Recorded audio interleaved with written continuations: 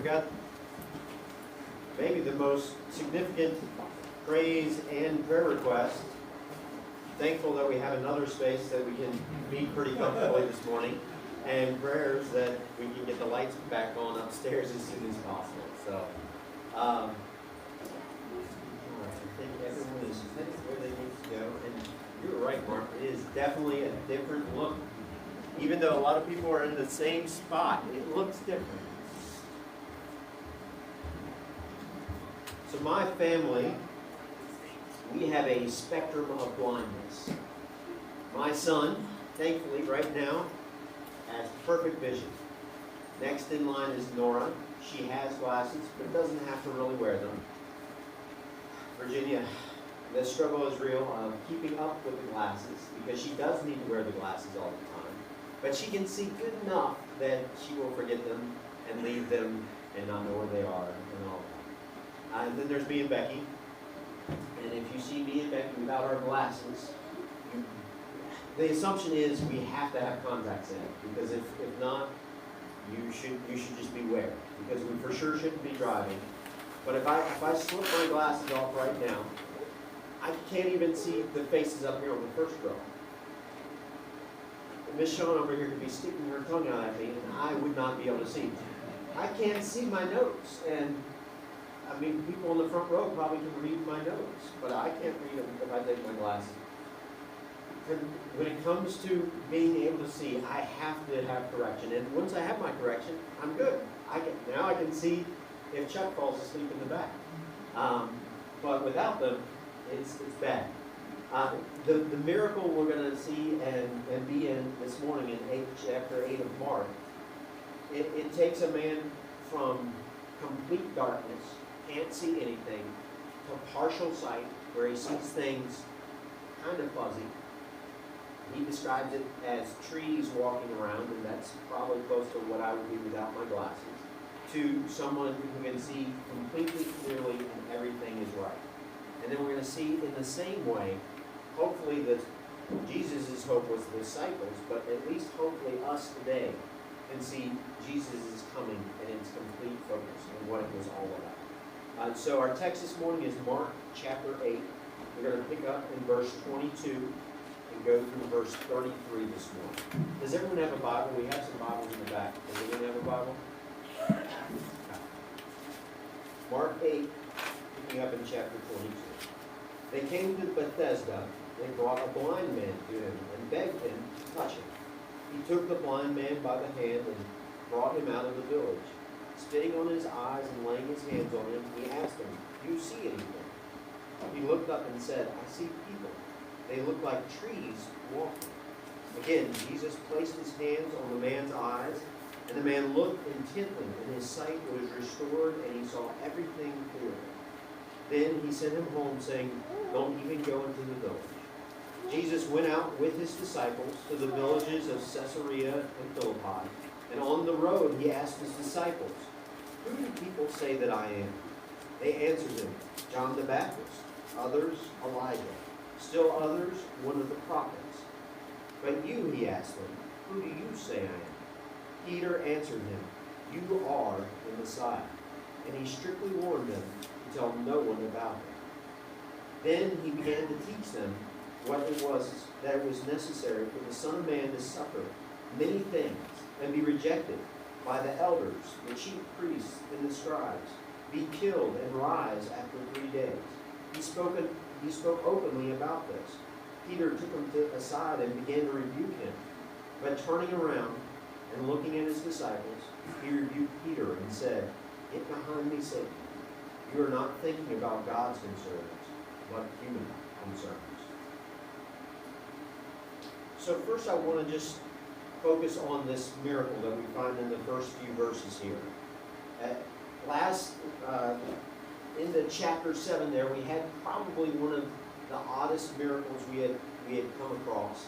This was the miracle where, again, we saw Jesus spitting, and he put his finger on the man's tongue, and then he put his fingers in the man's ears so he could hear. So just as odd and unique as that one is, this one is also very unique But we do see some similarities with that first odd miracle. Again, we see that the person looking to be healed is brought to Jesus by a crowd, and they beg him to touch him. We also see that Jesus takes this man away from the crowd, just like he had done with that man in chapter 7, which is, right now, I think those are the only two times where I can find where Jesus just didn't heal people where they were at. It's just these two. They kind of bookend each other. And then the other part is the kind of gross part, that Jesus is using spit in part of his miracle again. And that's kind of gross, but we see it again. Now, and then the kids, when Benny gets hurt, really it's just Benny at this point, maybe Virginia a little bit. But, little kids, when they get hurt, they usually want mommy to kiss it. They don't want me to kiss it, because I'm good for Band-Aids. But they want mommy to kiss it. And they're not crazy. They've found out that there is some medicinal value in spit. But it's like maybe it heals faster, not miraculously seeing and hearing. So this is extraordinary, no matter how you cut it. But the unique part of this miracle is that it's a stage miracle. It doesn't just boom happen. This is the only miracle of Jesus that is not immediately complete. That we see that there's two steps of actions here. I think a lot of folks that I read through the week, they took this as an open door. Well, let's figure out what's going on here. But we're not told that Jesus' powers are any weaker than they were the day before. We're not told about a faith issue. We'll see that in two different places. So we're never told that Jesus is any weaker or less powerful. But we are told, when it comes to miracles, that faith sometimes has a role to play. We read that when Jesus visited his hometown in Nazareth. And the big surprising thing there was no one believed. No one had faith. And I think it's in chapter 9. We're getting close. I've started reading it, so I think it's chapter 9. But we're also going to get into another place where the disciples are trying to cast out a demon, and they're not able to. And then Jesus comes, and they're like, why can't we? It's a lack of faith, guys. And this is not how it's supposed to be happening. But I think that the most obvious answer of why this miracle is different, and why it's done in this odd way, is just take it from the context. We read what happens before, and then we read what happens after. And so the thing that we had right before was those really pointed questions that Jesus asked his followers. He's like, why are you all not getting the bigger picture here? You all remember these questions? Do you not understand or comprehend? Is your heart hardened? And then the third one connects with prophecy from Isaiah, but then it also connects us to the miracle, the first odd miracle, with the second odd miracle. And it bookends it. Do you have eyes and not see? And do you have ears and not hear? So, these Jewish crowds, the disciples, I think most of the people that are around Jesus, hearing Jesus, seeing all these miracles, they have pretty much all come to the conclusion that Jesus is a prophet. He is definitely someone who is communicating for God. And especially the Jewish crowd, as they recognized Jesus was a prophet, they should have expected Jesus to use weird ways of communicating. Because some of the wildest and weirdest things you find in the Bible are prophets using just their lives or some part of their life or something they get together as a way to communicate God's message. So that's Chuck. You've all been in Ezekiel, right? It must have been last year, because it's been a while since Ezekiel class was where this happened with Ezekiel. But Ezekiel does at least 2 or 3 things that are really, really weird to communicate his message from God. At one point, he lays on his side, on the ground, for 390 days. That's wild. That's weird. Next, maybe even weirder, definitely more gross, he cooks a meal over human poop. That's really weird and really gross. It doesn't stop there. At one point, Jesus, Ezekiel, he has this wall, and he's told that he needs to dig through this wall with only his hands, and whatever he's able to dig out in a day, he's loaded in his satchel and walk away with it. And he does this for a whole long time, just pulling away with his hands. I mean, I'm sure that was not fun for his hands. But you can just go through the prophets. Jeremiah was maybe one of the more tame, but he still took a pot and smashed it down to prove a point and said, this is what's going to be, this is going to be what happens of Israel. Maybe some of you all think of Hosea, and his whole family's a big parable. He's told to marry a prostitute. The names of his kids are given as prophetic messages, and then he has to go and buy back his wife, who goes back into prostitution. One of the more clear, amazing pictures of what God does through Jesus is buying us back, buying Israel back.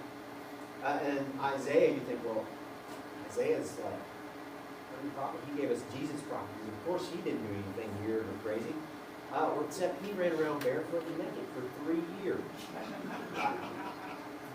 The prophets did weird stuff. I'm sure the people in Israel were like, man, these...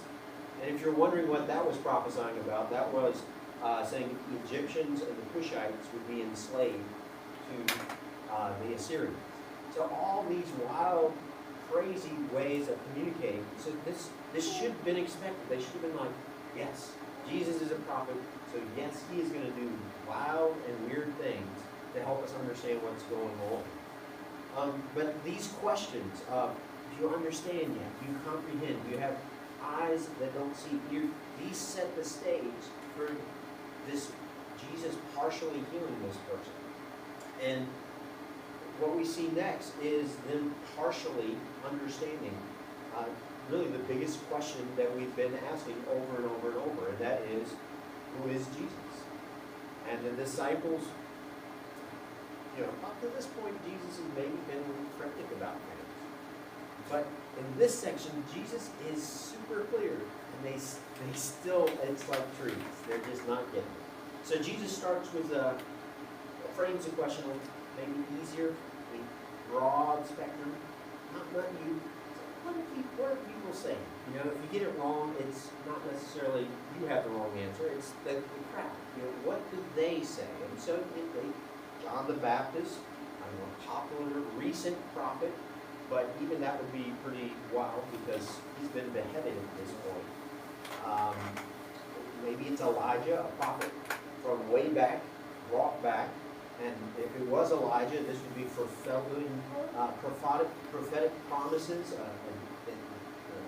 the forerunner of the ultimate messenger of God and the final king of Israel. Now, Jesus would clearly let his followers know along the way that John the Baptist was actually the return of that person like Elijah. So, really, the first two guesses are one guess and the same, but the crowd weren't getting it.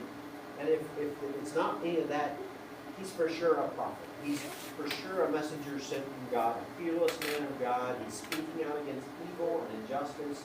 He's bringing a message of hope that we can be reunited with God. And this is really, if you go to any of the prophets in the Old Testament, that's what they're doing.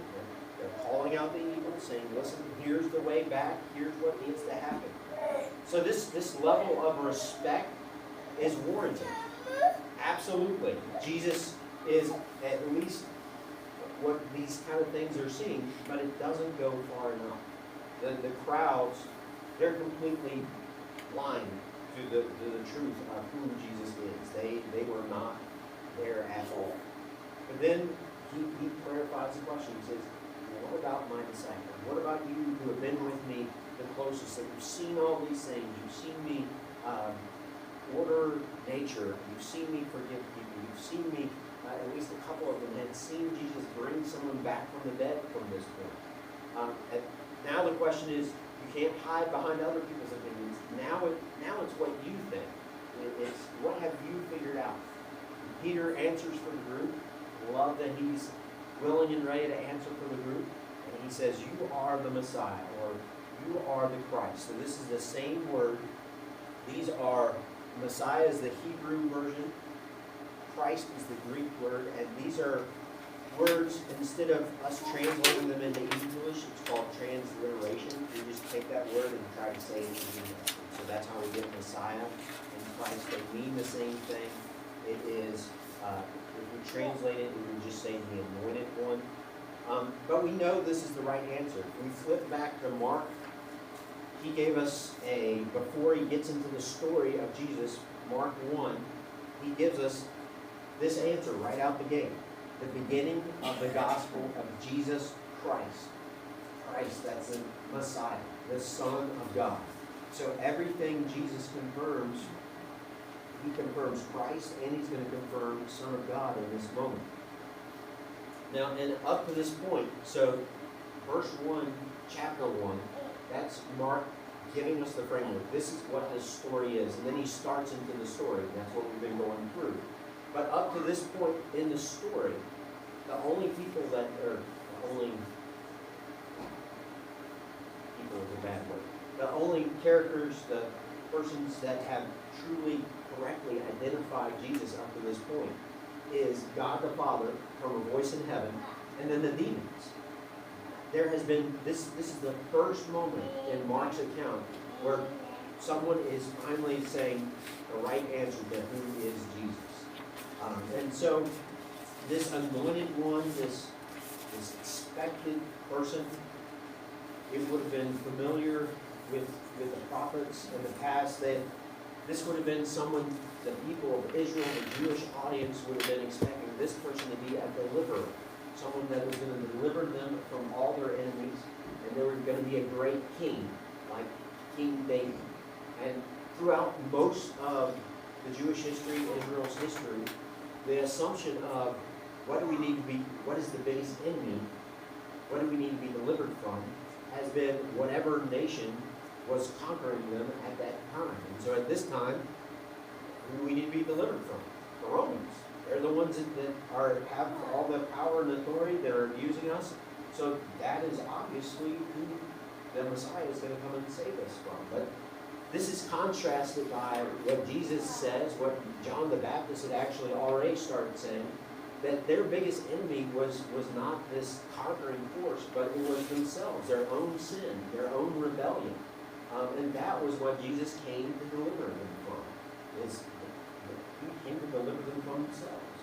And when the Jewish crowds thought back and understood a king, David was the highlight. David was the greatest. They loved David. He was a warrior king. He made Israel greater and bigger than it had ever been, ever before. And so they loved him. And so they were looking at this and they were like, well, that of course is going to be what this next king is going to be like. This Messiah that's promised. Of course it's going to be like David. But again, we see as Jesus kind of unpacks things, he is going to have some characteristics like David, but it points to this heart of David of seeking after God. And everything Jesus did was in submission to the Father in everything he did. And it points to a future final victory to come for sure.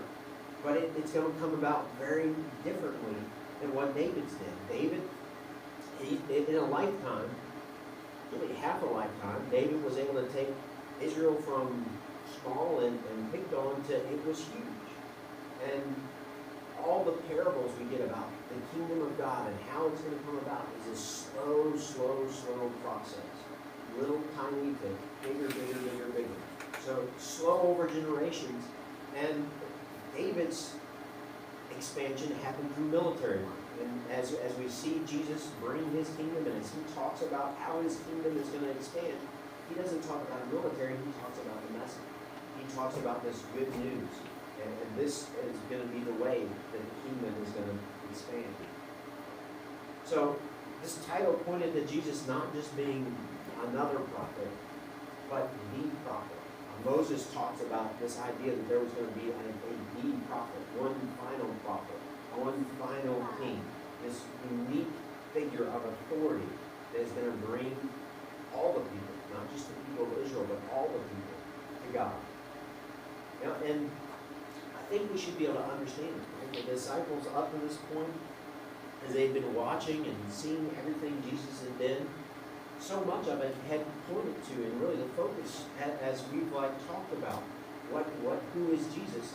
We've talked about his authority. We've talked about his power. That has been clearly on display. So why wouldn't they think, well, of course, he's got power, he's got authority, so he's going to use that against Rome. He's going to establish us again as a great nation. But again, they were only seeing things fuzzy and focused. They could not imagine what Jesus is going to say next, as this is going to be the solution to all the problems. Because it just, our way of rationality and the way they had understood the Bible, it was like, no, this cannot be the way. But Jesus says clearly, no more riddles, no more parables. He says clearly, this is going to be the way all this is going to happen. Jesus, as the Son of Man, and this title of Son of Man points to Jesus being a representative for all of humanity. He's going to suffer. He's going to be rejected by all the religious leaders, be killed, and rise after 3 days. And this is the first of 3 times we're going to find in Jesus' account here in Mark, where Jesus just clearly lays it out. This is exactly what's going to happen at the very end of Mark. This is going to be the pinnacle of why Jesus arrived. He's going to tell them clearly 3 times that we have recorded here in Mark, and this is the first one. And he says, this isn't the best way. He says this has to be the way. This is essential. This is necessary. This is the only way forward for humanity to be brought back to God.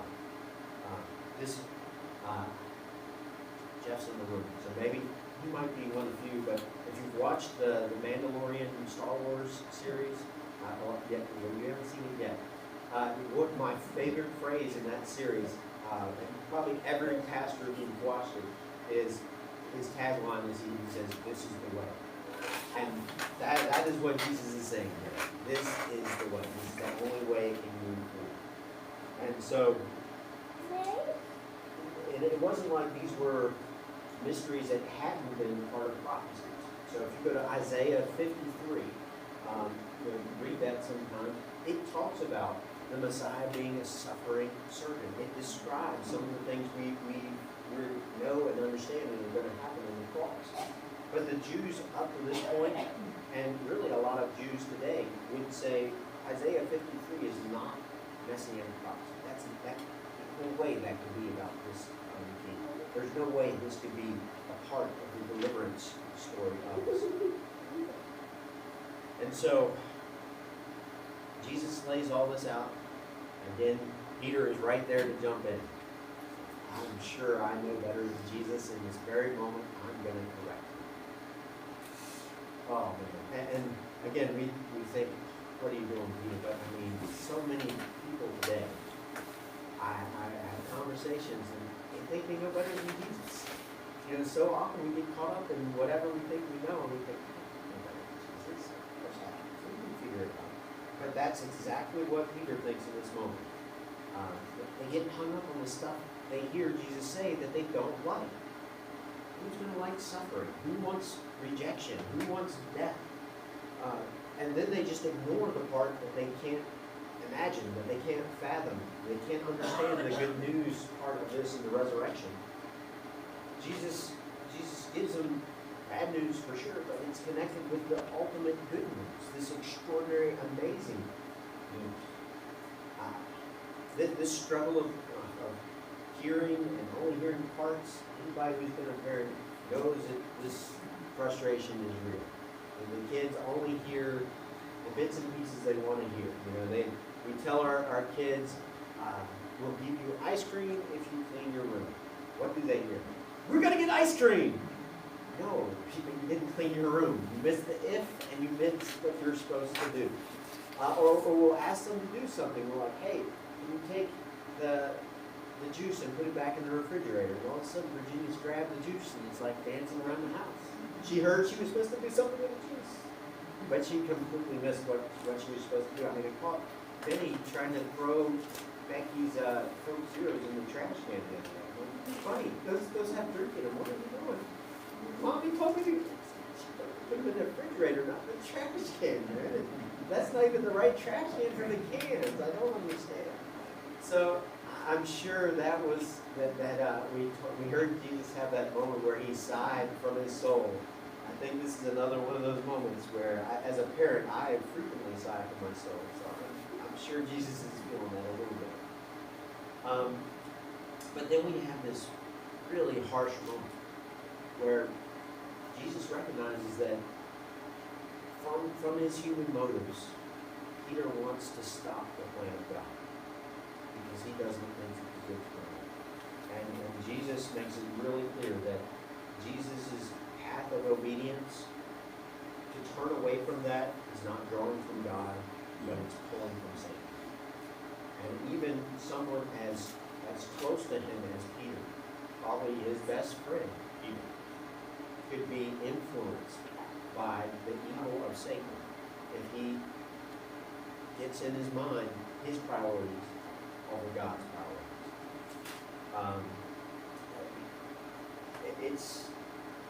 But I don't fault the disciples here. So again, all they've seen up to this point is power and authority.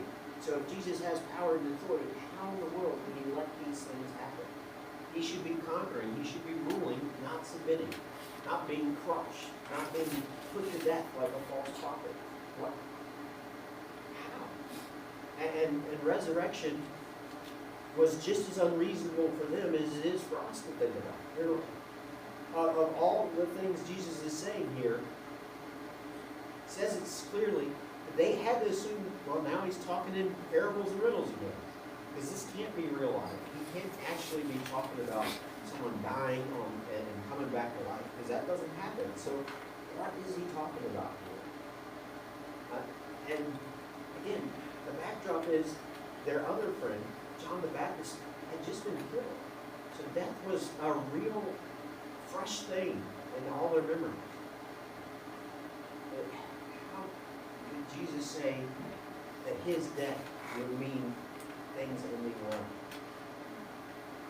So if Jesus' closest followers in this moment couldn't understand the clear way forward, Jesus dropped it out really easy for them to understand. No trickery here. If they don't understand, if the guys that are seeing the trees can't see clearly, how in the world could the crowd who didn't even know that Jesus was the Messiah at this point, how are they going to be able to figure out that this is going to be the path forward? And so not only the disciples, they're still struggling, the crowds for sure are not ready to receive this message. So again, we have Jesus recognizing the timing of the mission. And he says, guys, you got to keep this in yourselves until the crowd is ready for it and you all get it figured out.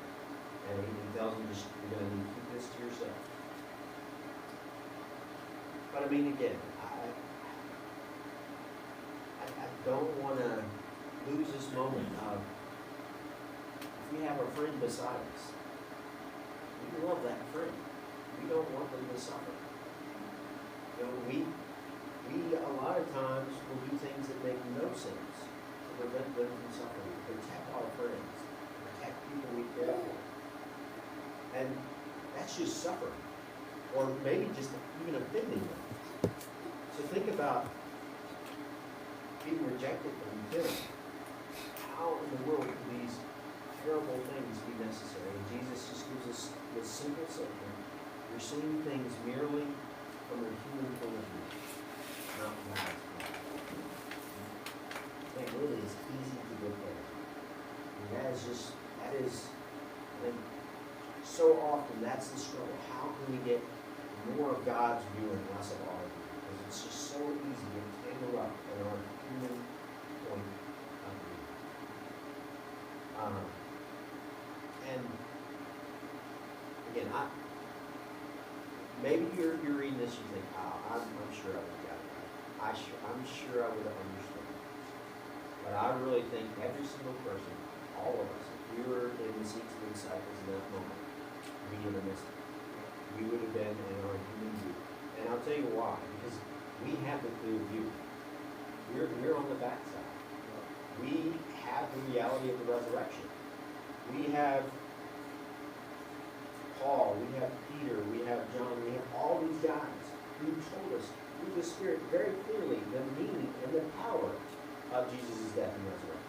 We have it as clear can be. But yet, how often do we slip right into the view of human priorities, all those things, instead of God? And we have it clear. So they don't have it clear. So, of course.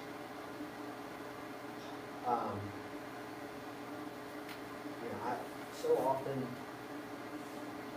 have conversations.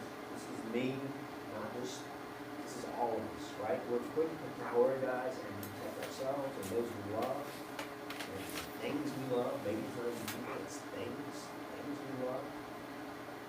We prioritize those things over the mission Jesus has given us, to share this good news message and to love everyone, not just the 2 or 3 people that we actually like. Even the people we don't like. We're supposed to love them all. How quick are we to... Jeff was joking about the seats. Maybe not quite as comfortable as our regular pews. Maybe they're a little bit more comfortable, I don't know. But how often do we prioritize our comfort? Our comfort for ourselves over caring for others' just most basic needs. We're so quick to, and there's nothing wrong with having comfortable seats. We just can't do it at the expense of not serving and caring for those that have greater needs than our comfort. This last section of chapter 8, the next time we get together and are in Mark, it's going to focus more on what this God-driven life looks like and the contrast between the human focus part. And so that's going to be a lot of what this finishing out the chapter is going to be about. But before we go today, I just want to throw out this same question to you. Is who Jesus is it still fuzzy to you? Is he just a great teacher? Is he just a good man? Is he another great messenger from God? Yeah, it's really surprising. You can ask people of other faiths, and almost all of them will agree on all of those. They'll say, yeah, Jesus, Hindus, Muslims, all these folks, yeah, we can agree on all those things about Christ.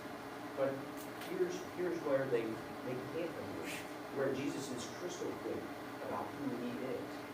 Jesus is the one and only way we sin.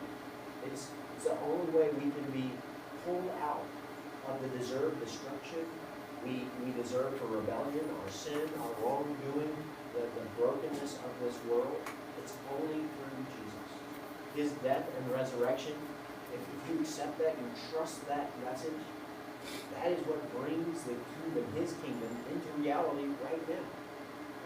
When Jesus talks about kingdom, some of it's like a future kingdom, but so often it's, why are you living the kingdom life right now, right here? Because that's what Jesus did. He said, the kingdom's here on earth, and this is what the kingdom's looking like. Everywhere Jesus went, that is what His kingdom was going to look like. And we're supposed to continue that same way of life. And so, is Jesus' death and resurrection, his message of forgiveness, such a reality that it affects every part of our lives.